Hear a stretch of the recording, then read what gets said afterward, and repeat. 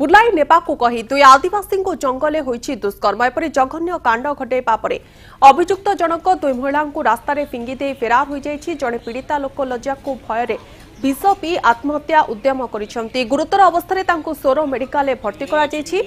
एने बालेश्वर जिला सोरो थाना अभियोग हेबा परे पुलिस अभियुक्त को धरिबाकू तनाघना आरंभ करिछि। माणित्री गाँवर ट्राक्टर ड्राइवर शशधर जेना निकटस्थ गाँवर दुई जण आदिवासी महिला बुलीजा डाकिथिले। किछि बाट जिबा परे सेमानंकु निशा दे पाख जंगल को उठाई नहीं अभियुक्त दुष्कर्म करिथिला। तेबे दुष्कर्म बेले जड़े महिला विरोध रे करिबारु तांको अभियुक्त मारपीट करिथिबा थानारे अभियोग होईछि।